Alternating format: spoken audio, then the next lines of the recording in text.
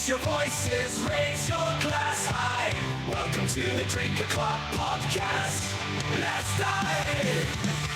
Oh, grab an old fashioned and join the fray. Raise your spirits, let the music play. From the corner pub to the dance floor. Drink O'Clock Podcast, we're ready for more.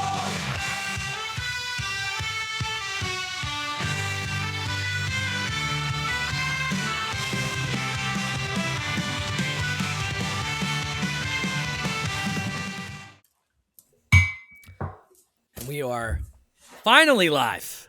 This has been one of those days, man. You know, just my PC needed to restart because it decided it needed to do an update that I've been avoiding for a while. And then software issues. We had to switch software. And, you know, thank you, Descript, for ruining a good thing. But anyway, positivity. That's the whole point of this podcast.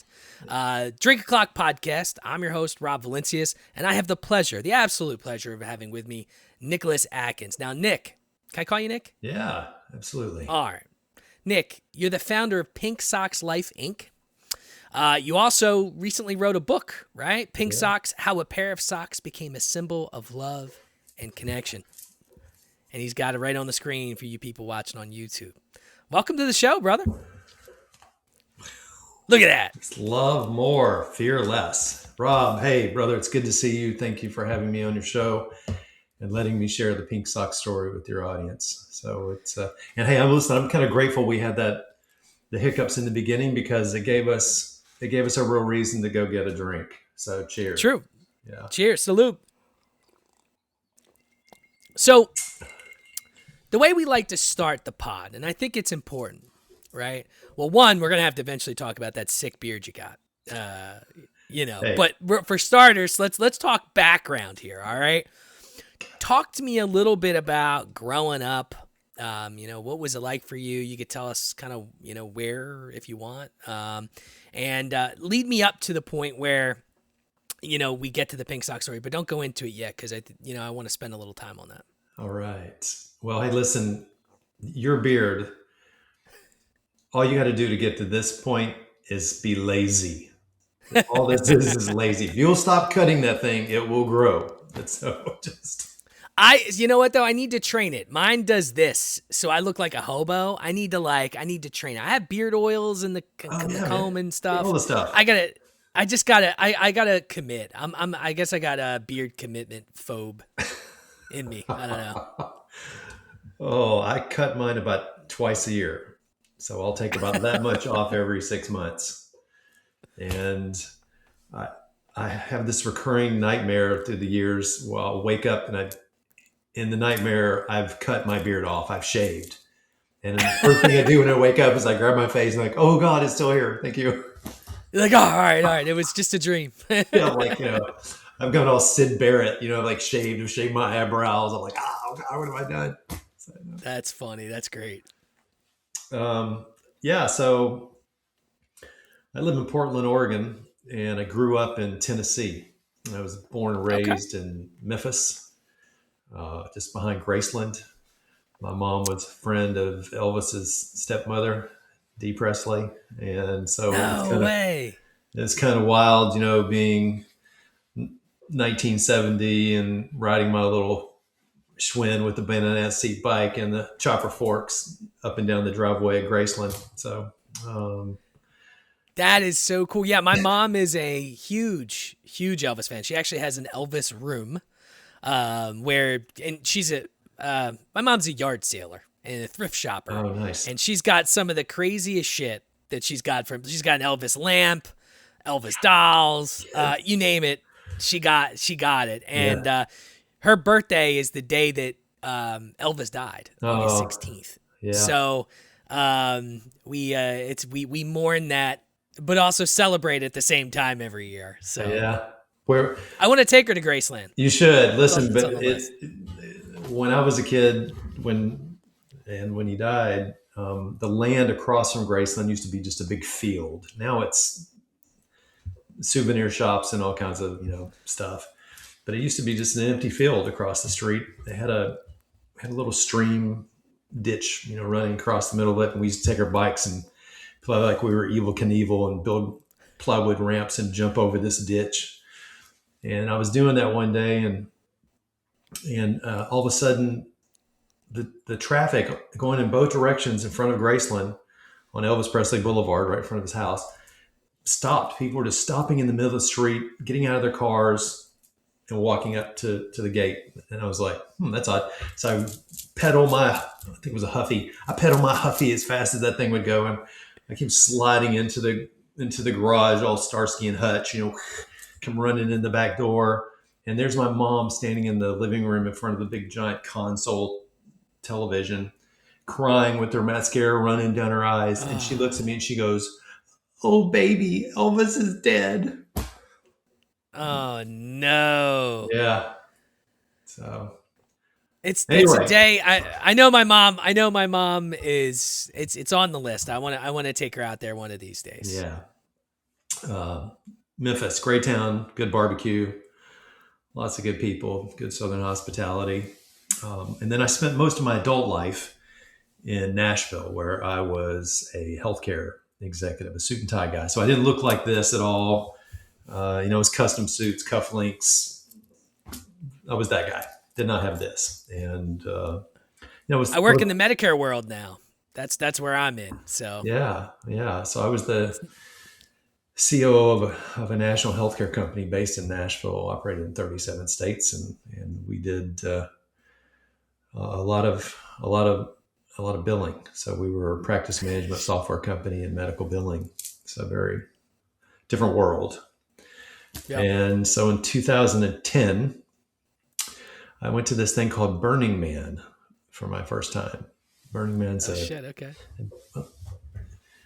It's a week-long event in the desert of Nevada, and about 70,000 people from all around the world descend on the desert, and they sign off on this social contract, if you will, these 10 principles that we're going to abide by so this thing doesn't fold in on itself by the end of the week and go all Lord of the Flies on us.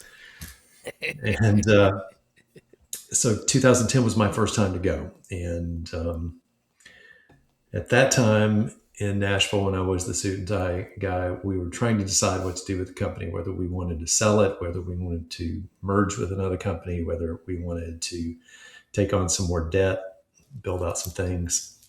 We had some things to decide. And I said, well, listen, I don't really know what my vote is on this thing. I'm going to go to this thing in the desert and I'll come back and I'll have an answer.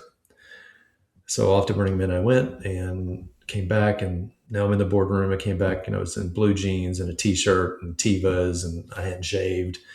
And they said, well, how was that Burning Man thing? I said, it was great. And they said, well, what's your vote? I said, sell it. I'm out. They're like, what are you going to do? I said, I'm going to move to Portland, Oregon and become a hippie. And that's what I did. So. Hey man, that's a hell of a story. I was in Nashville 2 years ago. My company, we do these like big events. So we have, we're a brokerage and we have, insurance agents all across the country. And we rented out the Titans Stadium. Whoa. Which honestly was we did 3 different stadium tours, and that was the coolest one. They're building an even bigger one now. Yeah, they were working on it when we were there. Like you could see it, and I think they said it was going to be done either this year or next year. Yeah. But it looked really nice at the time, and it was still had a long way to go. Yeah. But we really enjoyed it, and everyone was so cool. Like that was the only place that they allowed us to. We were on the field. Yeah. They were giving the tour. They're like, "Go ahead, run around in the end zone," and we're like catching passes in the end zone, and it was a unique experience there. But I'm from Philly, so Southerners are just it's different. They're just nicer in those places compared to us. Yeah, I've got lots of friends still live in Nashville and in the South. My kids and grandkids are in Nashville, so I frequently go back. And so it's an up and coming place at this point, man. It's already, a lot of people. It's already. There's no coming to it. It's already up. Yeah, that's true. That's true. Real estate prices now are worse than California. They Wow. just intense, man. Just yeah. I was shocked when we were down. What's the main street called? Broadway. So we were on Broadway, and it was a Wednesday night, and I'm like, we'll go down and check it. You could have fooled me. I thought it was a Saturday night. It was it's nonstop down there. Insane. Yeah, Tootsie. It was summertime. But it was. The old Ryman, the Grand Ole Opry, and Tootsie's, and Roberts, and all the stuff, all the way down to the Hard Rock on Second. I mean, it's nonstop, 7 nights a week, man. It was party. wild down there. People who live there really don't go to Broadway though. That's when people from out of town come to see you and like, oh, I'm going to go out and Nashville it up. Then we go there, but people who live there don't really go downtown too much. Same thing. I guess it's like here, right? Philly. We're not going to take you to see the Liberty Bell, or go to Pat's and Gino's for cheesesteaks because that's where the tourists go. We have every Philadelphian has their cheesesteak spot, and there's typically a top 3, so we're gonna take you there. I'm Gino's cheese with. Well, that's they will definitely beat the shit out of you if you don't say it correctly down there. They mean business. I don't know what it is, man. Especially if I'm sure they deal with a lot of like 2 a.m. drunk guys that are like, oh, with kind of sorta, and they're like, here, But listen, so all right, so Burning Man. I've seen social media and stuff. Like, what was that like? It was just like that. It was like everything you've seen and everything you haven't. It's people. I've been 6 times now through the years, and I don't really feel compelled to go back. I think I'm Burning Man at this point. But when people ask me what it is, I say, what's 70,000 people having 70,000 unique experiences. Whatever it needs to be for you is what it's going to be. And it's very true. And, wonderful music, art, this unbelievable, massive scale art installations that people bring and build out there, sense of community. And it's in the desert, in the middle of nowhere, the high desert. So you have to survive this thing. Number one, you have to, it gets 115 degrees, in the daytime. There's no vegetation out there. It's a dry lake bed. And the temperature can go down to, in the low 40s at night. So that's a pretty big temperature swing. So, and the party's going 24/7 the whole week. And you come home from the first one and you start thinking about all the things you saw and all the DJs you danced to and all this. And then you see online the bigger picture of what was out there, and you realize, oh shit, I only saw about 10% of it. Damn, it's that big. It's vast. It's vast. Like I love the Coachella. I'm like, 9 stages. I'm like, try 1,500 stages. Just you can't do it all. It's fun. So. And so what I talked about, there's these 10 principles. And in the book, chapter 1, I get into a little bit of the Burning Man piece, and I list the 10 principles, but I'm not going to list all of them right now. But some of them are like radical self-expression, radical, self-reliance, community, leave no trace, which is, pick up your trash, gifting, this principle of gifting. And it's really that ethos of gifting that pinksocks.life is based on. And so when you and I and most of us, we think about, gifting, someone gives you a gift, right? So I say, hey, Rob, I made this bracelet for you. Here, I'd like to give you this.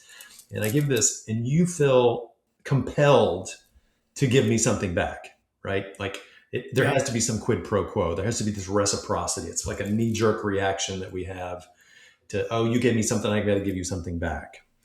Well, true gifting is you just saying yes to the other person's gift. Accepting the other person's gift is your gift to them. And as I said, ethos of gifting. We're in our 11th year now. We just had our 11th birthday on April 12th. Over Congrats. 300,000 pairs of these have been gifted all around the world in the past 11 years. There's design elements on here, the mustache, handlebar mustache, and this puzzle piece. The puzzle piece represents the power of connection. And I hope you can read the front label here. It says, the world is full of good. When you believe it, you see it. Keep doing that. And that's kind of the Pink Socks Tribe's mantra, is that, the world is full of good. Come on. What we focus on, Rob, the lens that we look through here, what we focus on and what we put our energy on is what we see. It doesn't negate that the world is also full of some shit, some awful things, because it is. True. But if we put our intention and our energy into focusing on the good things in the world, oh man, so much all around us, well, that's where our energy goes. And that's what we really see and how we show up for ourselves and for each other. And the logo, love more. It's on the book, love more. Love more what? Love more, fear less. The rest of it. Love more, fear less. And I tell you, Rob, you and I were talking as we were pre-funking here before you hit the go live button. We're getting fire hosed with fear, just nonstop. The algorithms are just working overtime on each of us to keep us in a state of perma-crisis. This chaos that's just on and on and on. It's fear-based. And so, the invitation is to put this down, get off our phones for a minute or longer, take out our earbuds and say to the guy next to us on the bus or the train, in line at the post office, the grocery store, say, hey, how's it going? Yeah, my name's Rob. What's your name? Hey, I'm Nick. Hey, Nick, it's good to see you. Just that moment of connection is what we're all craving. And that's a fact. This need, this craving to connect with other humans, it's in all of us. It's hardwired in our brainstem back here. It's in our DNA that we want to connect with each other. And when we give ourselves the self-permission and the space to do that, that's where the magic happens. And that's really what pinksocks.life is all about. It's a celebration of true, authentic connections. This isn't connection. This is connectivity. You and I are using a platform right now for connectivity so that we can have a connection. Correct. Yep. Yeah. And so, like I said before you hit record, we were kind of riffing and vetting each other and making sure that we weren't AI, that we're real people. So these moments of connection, especially in the world that we're in now of AI, become so, so important.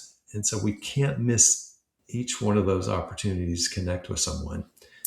And the back of the label on the Pink Socks has the instructions. I don't know if you can read that, but it basically says, hey, every time you wear these, you're going to make somebody smile. Somebody's going to see these and go, hey, those are cool, those funky, or hey, I like your socks.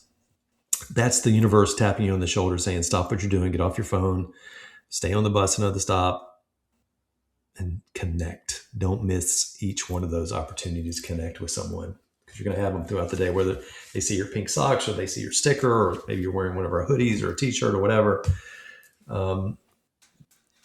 Rob, hey, listen, if pink socks isn't your thing, that's okay. I encourage people to find what is your thing and go all in on that. Maybe it's a hat. Maybe it's you dye your hair purple. Maybe it's a button. It's a fun tie. Whatever your thing is, that gets somebody to say, hey, that's cool. Boom, do it. And don't miss each opportunity when someone connects with you, because they're reaching out to connect. Don't just ignore them, or don't just say thank you and keep walking. Remind yourself, okay, this is it. This is what I'm here for. I'm here to get this connection. And say, hey, it's a reminder that we're all in this thing together, right? That we see ourselves in each other. There's a lot of that in the book, and the book has the backstory, goes a little more into the detail of the Burning Man thing, and tells it, what's happened to us, as a Pink Socks tribe around the world over the last 11 years, and where we're going, what we're doing, and who we're helping. We're a 501c3 nonprofit, and all the proceeds from the sale of the book go to the nonprofit to help support its mission. And, I routinely, I give away pink socks every day. I carry a little backpack with me full of pink socks. And if I don't have that, I always have these in my kilt, these stickers. And, someone will say, hey, I like your hat, or, oh, I like your beard, or, oh, I like your socks, or, oh, I like your kilt, whatever it is. I stop and I say, hey, I'm Nick, what's your name? And I say, I'm Bob. Hey, Bob, it's good to see you, man. Hang on, I got something for you. And if I don't have the pink socks, I give them this. I say, listen, all we have to do is show up in every now with love and kindness. You're already doing that. Just keep doing it. Deal. And they go, deal. Boom. Give them this. Do you want a hug? Of course I want a hug. Yeah, it's a hug. I mean, I just came back from Home Depot and gave away 3 of these and got 3 hugs, right? So it works. It works every day. And the more you allow it to work and just let it, it's magic. So you got to move out of this. I was going to ask you for your elevator pitch for Pink Socks, and you just hit me with all of it. So I'm like, we don't even need to go into the elevator pitch. I mean, that's it, man. Just show up with love and kindness and just keep doing it. Look, I think it's important in the world that we live in today. There's just, it's tough to come by, and it's not necessarily like, think about our generations, right? I mean, so I'll be 40, so you got me by a little bit. But, I grew up at a time where there wasn't cell phones, and then there was cell phones. But I also grew up at a time where there was no social media to when it was just starting to come around. But in high school, there really wasn't social media. So I don't, I talk about this on every podcast because I feel like it just hits in every single different areas. I have a fear for our kids. I don't have kids, but the generation of kids that are growing up, and it is all fear. It is all hatred, right? Because the algorithm's like, watch this guy punch this guy in the face. So, watch all these people get into this fist fight, or watch, this dog die. Like just crazy stuff that you really shouldn't, like, why do we need that? But, I really agree with the principle of what you're doing. I think it's important for us as humans. It's the phone. It's,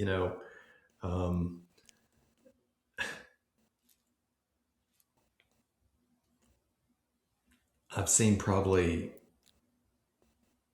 more than half a dozen shows now at the Sphere in Vegas. And it's amazing every time you go in there that people will go the whole concert filming it instead of being in the moment, in the now, in the experience of it. There's professional photographers and videographers that are going to put stuff online. You can watch this later. It's not your job to be the photographer, to video document the event. You paid a lot of money for that ticket. Come have the experience. Get lost in the music. Get lost in the show. Get lost in the communal experience, the vibe of this. People don't know that anymore. You see a lot of that now. A lot of people that are just, they're at the show and they're just filming the whole time, but they're not being present. Yeah. Yeah. I mean, I'm talking, it's a thing. So I'm grateful that I was able to experience my teenage years and my younger years without phones. I agree, man. It's like anymore, you can't even pick your nose or, pull a wedgie out in a store without someone taking a video, and you show up on Twitter and it's like, watch this guy pick his ass. You're like, come on, man. I thought no one was looking. I had a wedgie. Yeah. And this is CVS. It's not like I'm, anywhere, you do the one look, like, come on. I believe we'd all be a lot better if these phones went away. Unfortunately, I don't see that probably happening. In fact, I see probably we're going to get to a point as a society where we're going to be more. I think they were talking, and this is just a report. And look, I don't know. We were talking conspiracy theories before this, and I was hoping we would get into it at some point because I love talking conspiracy theories. Is it We're a getting to a conspiracy? point. I don't know if this is a conspiracy, but I saw some stuff that says we are going to get to a point as a society where we'll be more robot than human, right? We're Oh gonna yeah, it's dude. the have and have nots will be the augmented and the non-augmented, right? Like, I mean, just look at something like Neuralink, which is helping people, right? But they're gonna at some point realize that Neuralink could also maybe just make you tap into the internet with your brain and be super smart, Yeah, yeah. We have no right? idea. We have no idea what's about to happen. I mean, the AI that we're experiencing now, that we're engaging and interacting with, once that hits quantum AI, it, we won't even know, Rob. Look, all I'm saying, it's a blessing and a curse. Yeah, I think, right? yeah. I mean, it'll make us more productive in some avenues, but in others, it's gonna. The best thing we can do is unplug, go to the park, take the dog for a walk, enjoy the sunshine or the rain, look at the flowers, talk to people along the way, take your shoes and socks off, put your toes in the sand or in the grass and ground. Remember what's real. Yeah. Yeah, there's something, we're talking about love, right? I'm a dog guy. Yeah, me too. There's just something, I have two dogs, Captain and Morgan, and might have a problem, I don't know. But there's something about when a dog I had a looks at dog named you. Jack. So, Oh, there you go. There you go. I'd say, hey, what are you doing? I'm hanging out with Jack and Jack. There's just something about when a dog looks at you. I was experiencing this before the podcast. I was petting my boy dog, who I love him to death. My girl dog's smart as shit. He's not the brightest. He's very smart when it comes to getting treats. He knows how to play the system. Yeah. And me and the wifey talk about it all the time. But I'm just petting him. I'm looking at him, and he's looking at me, and I know he loves me. And I'm telling him I love you too. I actually saw a story recently that said dogs actually do react cognitively when you tell them you love them. They know they can feel that. And I'm just telling him I love him, and I'm like, I don't know if you fucking get it or not, but I feel like there's a weird bond with your dogs that they just know. They can feel it. Yeah. Oh, I know. It's like an electricity. I know. I know. And so I have a little Norwich Terrier now, and she's about 16 months old. And I got her, when she was a puppy. And before her, I had another Norwich from the same breeder up in Idaho, and my dog's name now is Nugget, and the one That's a good before one. her I was like Katie. And Katie lived for 15 years and 3 months. She died in my lap. And along the way of our relationship, one night Katie was in my lap, and I was having a little conversation with her, and I was like, Katie, I love you so much, and I just hope that I'm letting you live your best life, and that I'm taking care of you and protecting you and keeping you safe, and all of a sudden, she said to me, "Oh no, Nick, you've got this wrong. It never was about you taking care of me. It's about me taking care of you." It was like, and that changed my relationship with her.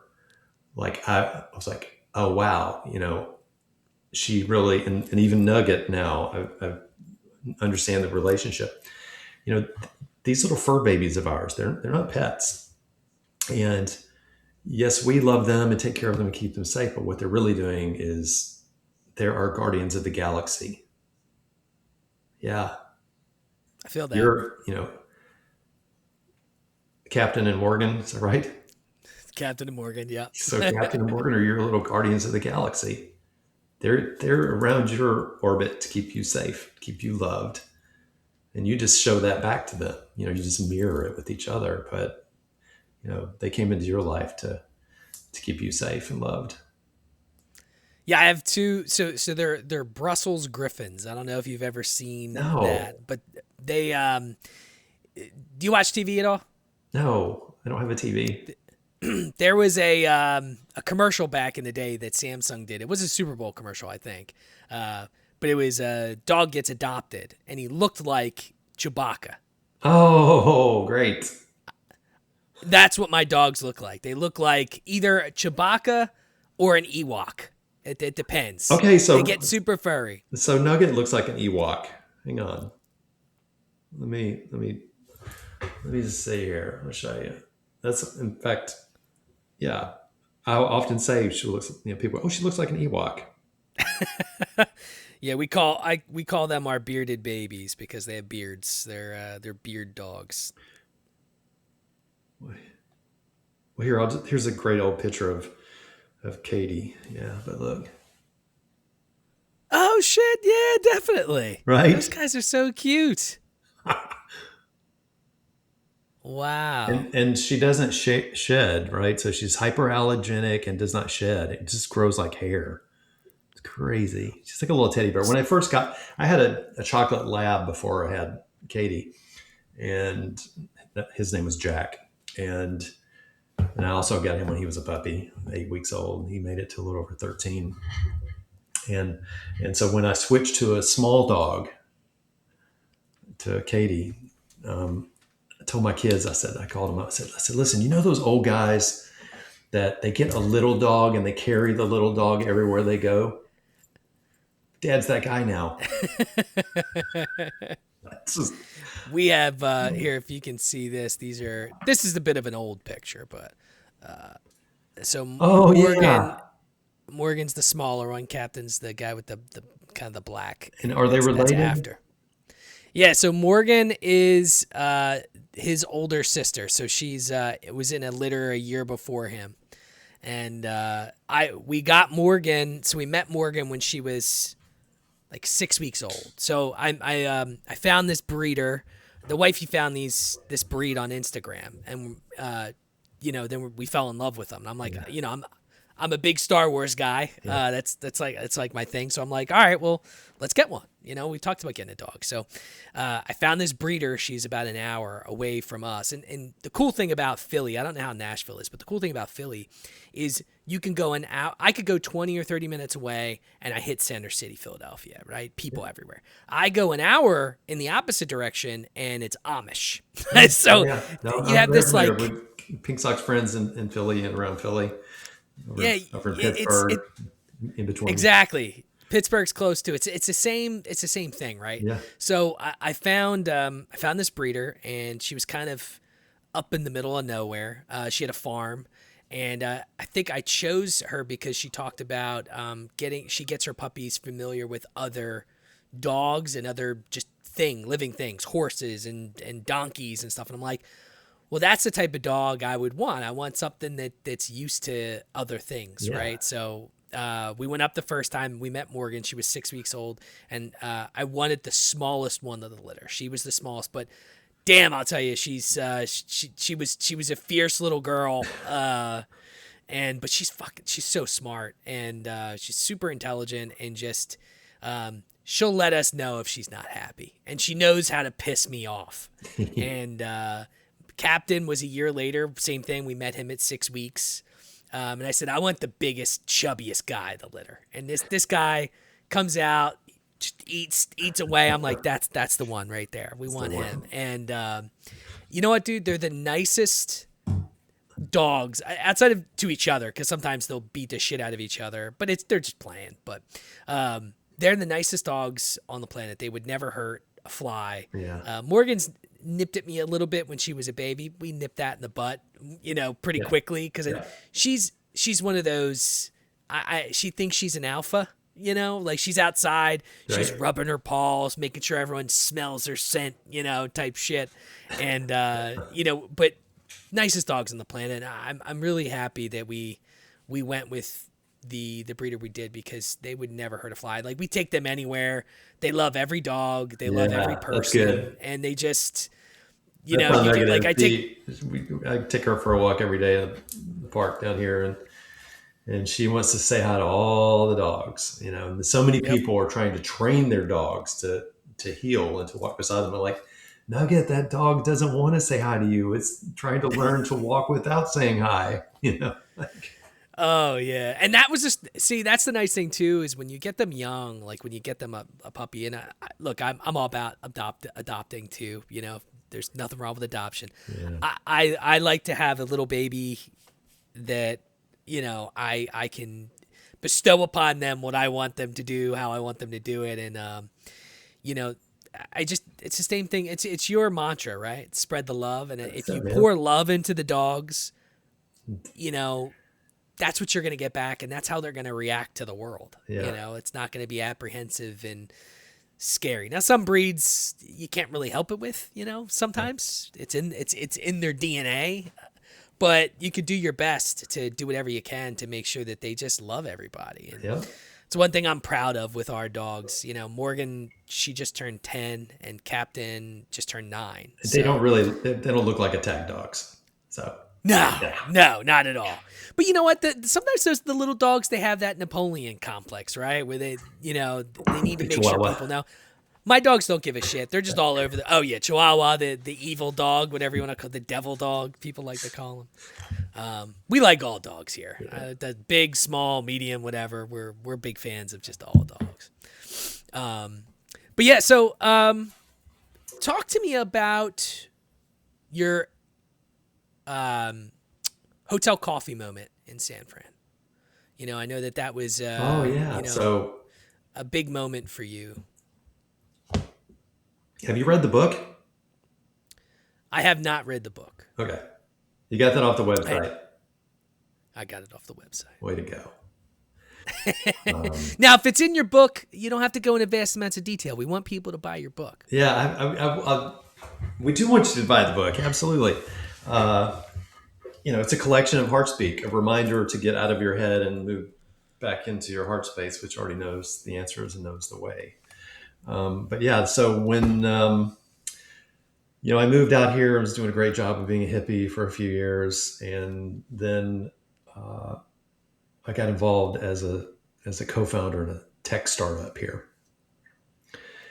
And we created the world's first open API for asynchronous video file management in a HIPAA stack, which is a healthcare privacy thing. Yep. And, you know, as most startups, all startups have to do, you have to go raise money.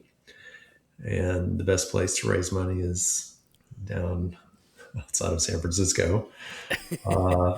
So one of my co-founders and CTO Andrew Richards and I were in San Francisco, and we were sitting out at the pool that morning having coffee. It was a beautiful morning.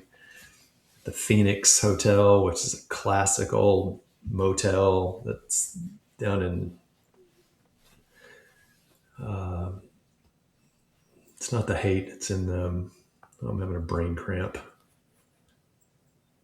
Anyway, It's the booze. It's the booze. It's not the, it always creeps. No, it's not the best neighborhood in any way, but and they recently sold this place, so it's not even a thing anymore, which is a shame.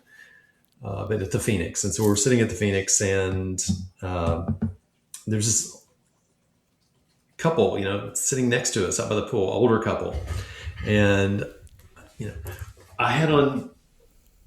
So let me back up. You know, so when I moved out here, like a month, maybe a month after I moved here, I met a burner that owns a kilt company here in Portland called Stumptown Kilts. And he said, his name's John. He said, "Hey, Nick, have you ever worn a kilt?" And I said, "No." He goes, "You want to try one?" I said, "Yeah." He goes, "Come over, you know, blah, blah, blah. You know, I'll hook you up."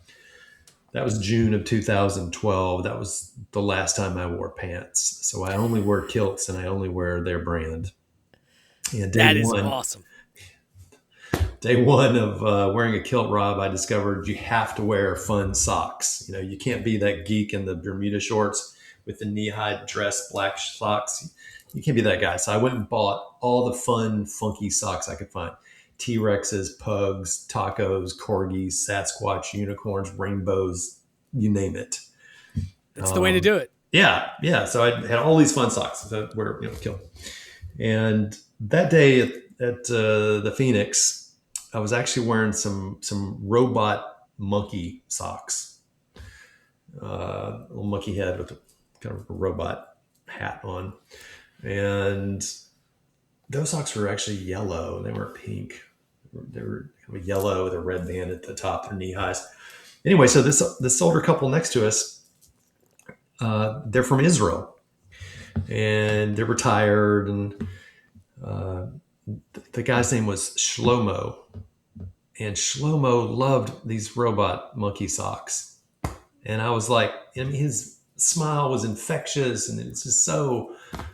And it was their first time to San Francisco, and they were doing the tourist thing and all that. And I said, "Hey, Shlomo, you guys don't go away, because I got something." And so, because I knew back in the room that I had brought another pair of those socks, brand new one, still with the tag on it. And I said, "Man, I'm just going to gift him some of these socks." He's digging on them so hard. So I go back and I said, "Shlomo, these are for you." And you would have thought that I gave Shlomo the keys to the city, like, "On behalf of the city of San Francisco, I'd like to present these wonderful robot monkey socks to you." And I hope the picture is still up on the website of us together with Shlomo and at the Phoenix. It's in the book if it's not on the website. So when we got back from that trip, I kind of sat with the experience, and I asked myself, I said, "Well, gee, Nick, that was amazing how happy someone got over being gifted a pair of socks. This is a lot like Burning Man, you gave somebody a gift with no expectation other than just to give them a gift. And they gave me so much joy back by just accepting the gift. I was like, what if, you do this at Burning Man all week, gifting, this whole decommodification, nothing's bought, traded, or, sold. It's all a gifting economy. Well, could you gift at scale, Could you really see what that did? And so we were trying to think, oh man, nobody's ever heard of us. We're out here raising money. We got a really cool thing, but we got to get on the radar screen of all the, the hospitals and, people who are going to use the tech, other startups, et cetera. And so I got online, I Googled, and I found this association of healthcare IT professionals. And they were having their annual conference, their Super Bowl event of the year. And it was in Chicago, 2015. And I said to Andrew, I said, "Listen, I'm going to go get 100 pairs of pink socks." And he goes, "The ones with the mustaches on them?" I go, "Yeah, those." He goes, "Well, why those?" I go, "Because out of all the funky socks I have, I get the most, hey, I like your socks when I wear those." I said, "So Andrew, you're going to put 50 pairs of these pink socks in your little backpack, and I'm going to put 50 pairs in my little backpack, and we're going to go rolling into the McCormick Center in Chicago, and we're just going to show up." And I said, there's 42,000 people there in suits and ties. I don't own a suit and tie anymore. I'm not going out and buying pants for this thing. I'm rolling up in a kilt. You don't wear a suit either. You just wear some blue jeans and a Brew Pub t-shirt, and maybe roll your blue jeans up a little so they can see your pink socks. And we're just going to go in there. And every time somebody says, "Hey, what's the story, with these pink socks?" We're going to say, "Hey, I'm Nick. This is Andrew. What's your name?" We're going to connect and go, "Hey, wait a minute. We got something for you." And then we reach in our bag and we say, "These are for you." And they're like, "What?" And Rob, remember 2015. So this was back when Twitter was fun, right? And, Yep. You had a bunch of grownups, like we were like teenagers playing on Twitter, giving away pink socks and people wearing their pink socks. And we started using this hashtag at that event, hashtag pink socks, always one word, always plural. The hashtag took over at the event. It went viral. I don't want to get too much into this story, but that's like chapter 1 of the book is we gave a guy who's like the guy on social media in the healthcare space. We ran into him as we're walking into the convention center, a guy named Dr. Eric Topol out of San Diego. And I said, Dr. Topol. And he's like, Nick. Because we followed each other on Twitter. You know, I had a handful of followers and he had a gazillion. This guy was like, you know, God on Twitter and the healthcare space. And he says, hey, listen, I really like what you guys are doing up there in Portland with this video thing. And I was like, I go, do you mind if I quote you on that for Twitter? He goes, I wish you would. And this is a guy who, you know, he only does his own content. He doesn't retweet stuff, you know, it's like, Yeah. I'm like, and I gave him a pair of pink socks. We got a picture. I showed it to him and I said, are you okay if I tweet this? And he goes, yeah, tweet it. So he walks in with his handler and they go in, you know, into the conference. I hit tweet. We walk, 10 feet in, open the doors and everything. I looked down at my phone and I said to Andrew, holy fuck, Dr. Topol just retweeted my tweet. Wow. Instantly, people were coming up to Andrew and me saying, hey, we're from Intel. We'd like for you to come meet our CMO. We're from Dell. Would you like to come meet our CTO? We're from Microsoft. Would you like to come to our pavilion and, like that? All because Dr. Topol had retweeted this tweet. And people wanted to know, what is the story with you guys that Dr. Topol would retweet you? And what is the story with these pink socks? So we went from nobody knowing who we were to taking over the event. And we made a lot of great connections. And some of those people are still connections today. We call those people the OG Pink Socks tribe, the original gangsta. Because the original, Rob, the original Pink Socks back in the day, in 2015, when we first started, only had the mustache. And then in 2017, I got invited to go do a TED Talk in San Francisco. And I added the puzzle piece to represent the power of connection, Pink Socks connecting people all around the world, because by that time it had become a thing. In fact, when the TED people called me and said, hey, we'd like for you to come do a talk in San Francisco in October 2017, I was like, well, what do you want me to come talk about? Telemedicine? Senior doctor with video? Because that's kind of the main use case or application of our technology. And they were like, no, we want you to come tell the story of the Pink Socks movement. And I actually laughed at her.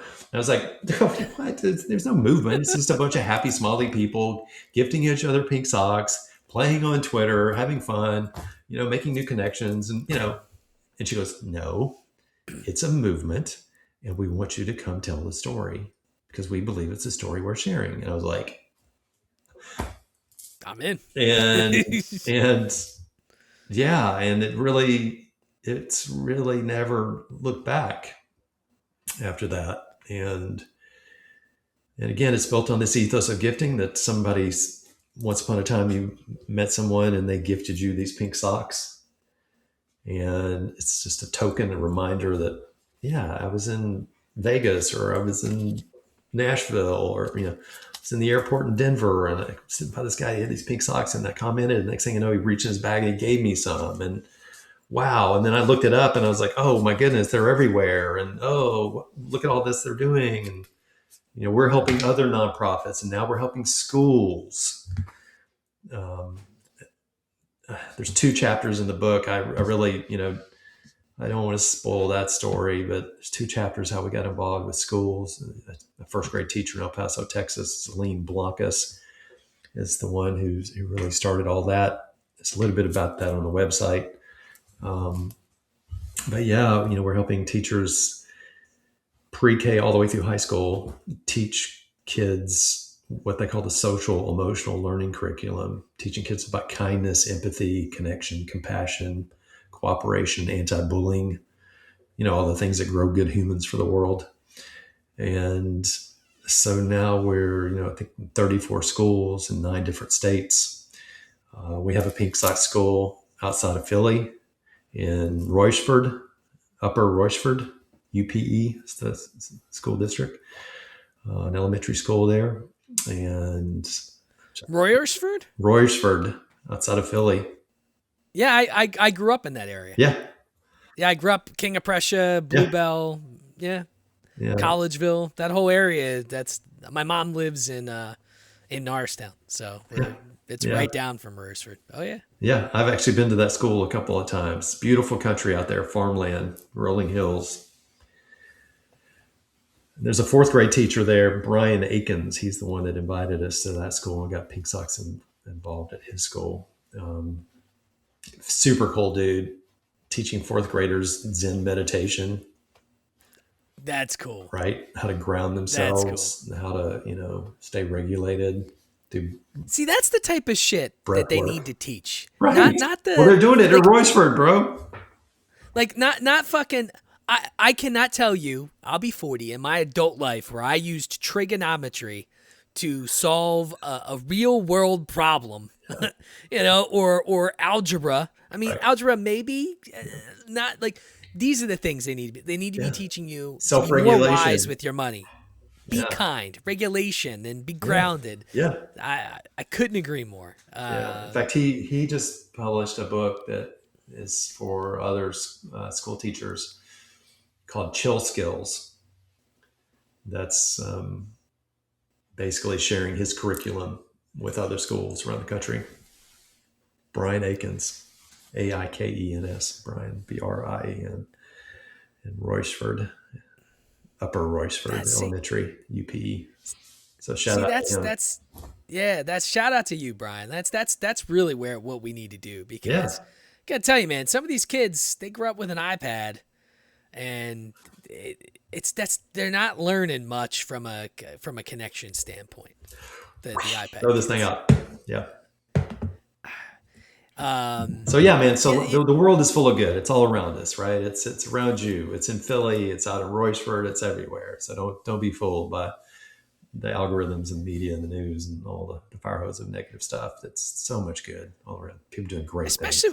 especially with kids. Kids are like innately pure and good, and like they see the good in things when they shouldn't, and when we get older, obviously it can flip on you, especially if you have some traumatic experiences, I guess. But I think it's important for people to go through those stages of failure and things like that, because at the end of the day, when you come out of that, that person is different than the person that stepped into that shit storm. But typically you walk away a better person, Yep. and then, I believe strongly in karma, and, I think what you get and what you put out, it's going to come back, at some point. And I don't know, I know we had talked to kind of, I don't know what your thoughts are about death, but I've interviewed some interesting people and that has changed kind of how I view things. And I've read some books about the afterlife that have changed kind of the traditional view of what I used to think. And I do think that, you're here for a reason, and, most people come back, and we all have objectives in life, and sometimes they're cut early and sometimes they're not. And, but who knows? By the time you you can't fucking tell anybody. So Yeah, I'm 61. I'll be 61 in July, and what day? July the 7th. On the 17th. Yeah, man. Summer birthdays, baby. Yeah. Cheers to that. Yeah. Cheers. It's a beautiful thing. And, I think what I've learned along the way so far is I really don't know shit. I couldn't agree more. I don't know. In fact, I like to preface, before I start talking about something, I like to preface with, listen, I really don't know, but here's what I think. But I don't know. Do you know? I don't know. Because by the time you do for half the shit, it's either too late or, whatever, and you don't think about that shit in your 20s either. It's when you're your late 30s. I probably think about death more just because I deal with Yeah. old people, right? I deal with seniors all the time, but My daughter, I've got two kids. My daughter's my youngest, and I guess I don't remember, she was 17 or 18. We were on a camping trip outside of town here on Mount Hood, just looking at the mountain and in the middle of nowhere, and just she and I with these zero gravity chairs, and the stars are out, just the mountains glowing in the moonlight. You can see the Milky Way rotating around us, and we're just laying there looking up. And she asked me, she goes, "What do you believe?" And I said to myself, I've been waiting a long time for her to ask me this question, because she's not really a kid anymore, And yeah. I said, "Well, Clementine," I said, "look at all of these lights, all these stars, these planets. It's just, man, just." I said, "I believe that what we're looking at, each one of those points of light, those are planets and stars. That light's coming from so far to reach us, that I believe most of what we're looking at out there is the past.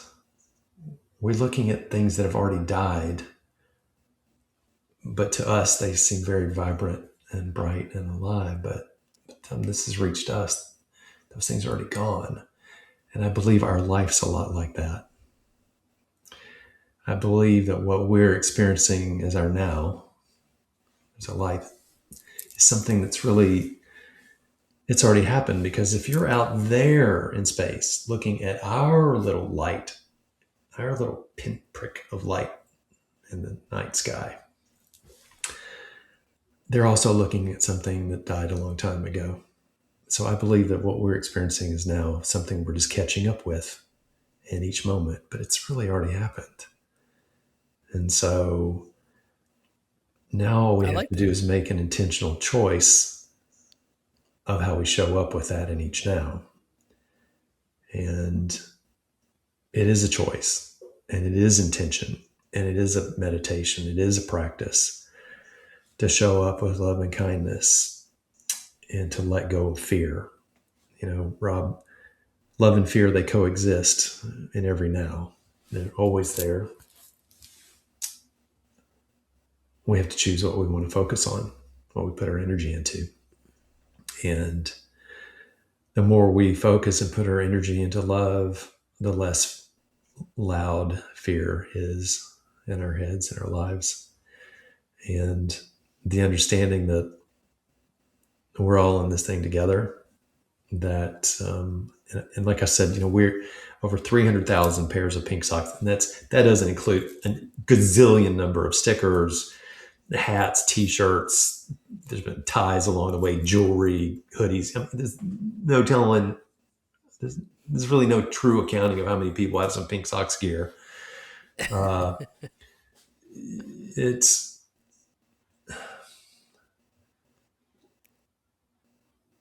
the reality is, when we engage with each other, when we have a true, authentic connection in real life, like I said, at the post office or in line at the grocery store, wherever on the bus, when we get ourselves away from our teams, our sides, and we connect just one-on-one, what we find to be true is that we are all so much more alike, so much more similar, so much more the same than we are different.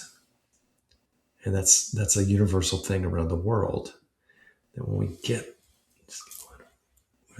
hey, we all want love. We all want peace. We all want to go watch our kids play soccer or football. We want to go have a pint with our mates, right?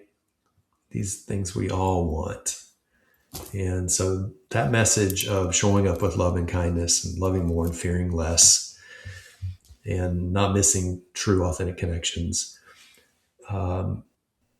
that's not a new message. It's a message that's been handed down through time. And it's a message that transcends political ideologies and political, geo borders. It applies to all of us. And when we accept that, acknowledge it, be grateful for it, and start giving ourselves the self-permission and space to practice that with ourselves and then with each other. Magic. But it's an intention. And when we start doing it, and because you're already doing it, it's not work. It's just a flow. It's easy. It's easy to open that door for somebody. It's easy to pick that piece of trash up that wasn't yours, throw it away, just, it's easy to say good morning to somebody when you're walking by. That's why I love going to Mexico. It rains so much here in the winter. It's good to go south and see the sunshine for a while. And what I love about Mexico is you're walking down the street every morning and everybody you go by, it's, buenos dias, buenos dias. They feel compelled to say it back, and, we've lost that along the way here to walk by people and, in downtown Philly and just say, hey, good morning, good afternoon, hey, hello. Because everybody's got their earbuds in and everybody's looking down on this. And I mean, even, I was taking Nugget for a walk yesterday at the park and I kind of kept track of how many people that I'd walk by. And I would say, good afternoon, hello to, and they just couldn't hear me because they had, they were into a podcast or music or whatever. So yeah, we got to get off these phones every once in a while. Just give ourselves a break. That's a gift you give yourself, that break. Just the more you give yourself that break. I've noticed a year or two ago, I really got serious about limiting, and especially social media. I get on there and I'd say, okay, and I could literally feel the algorithms turning in my brain. Like, okay, I'm being manipulated right now. And that was, as soon as I would realize it, I would say, okay, that's it, done. No more for the day. Because that's what's happening. I mean, the tech companies are even telling us now, yes, that's what we're doing. It's like when you speak out loud and then you have a marketing ad on your phone 2 seconds later for that. Seriously. I mean, oh yeah. That's the shit that fucks with me. Is like you're having a conversation and then I have YouTube TV. 2 seconds later, it's a commercial on YouTube TV, and I'm like, come on, man, come on. We're on Instagram. Pinksocks.life is the website and the Instagram account, pinksocks.life. So if you want to see a bunch of happy, smiling people on Instagram and Pink Socks, go there and follow us. But I'll say something like, oh, I probably need to change the air filter on the thing, the AC. Next thing I get on Instagram, and I'm getting all of these ads from HVAC companies. What? Just because I said I need to get a new filter? I mean, now. Or if you Google anything, you're screwed. Dude, you're definitely cooked. So. That's awesome, man. Well, look, it's I didn't like anytime I don't get to 95% of the questions I have, it's a great interview because if I'm going through my whole list, it's not normally a good thing. The Phoenix is in the Tenderloin in San Francisco. I kept thinking I kept wanting to say the Castro, but it's not the Castro. It's the Tenderloin, which is right next to Castro District. Got it. They recently sold that hotel, but it was a classic, man. Yeah. It's tough when they get rid of the classics, man. Yeah. But yeah, listen, it was a pleasure having you on. Do me a huge favor. Plug yourself away. I know you mentioned a couple things, but make sure everybody knows where they could find. Yeah. So listen, come to learn more about Pink Socks Life and what we're doing. Come to the website, pinksocks.life. pinksocks.life. That's also the Instagram account. Follow us there. Join us. Get some good vibes from seeing happy, smiling people around the world. pinksocks.life. The website is also where you can get socks. We provide them at our cost by the dozens. So if you order pink socks via us, you'll be getting them 1 dozen, 2 dozen, 3 dozen at a time, etc. Because it's not just about wearing pink socks. We want you to gift pink socks. Because as I said, the instructions in the back label, every time you wear these, somebody's going to connect. you're going to want to have some of these to gift to someone. And this is important. This rarely works, like almost never, to go up to someone and say, I'd like to give you these. No, the person that you're going to gift your pink socks to, they will come to you. It's the person that comments and says, hey, I like your pink socks. Boom. Hey, I'm Rob. What's your name? And they'll say, hey, it's good to see you. I've got something for you. But that's where you gift them. And it's magical. And the website is also, you can donate to help us. I said we're a 501c3 nonprofit. All donations are tax deductible.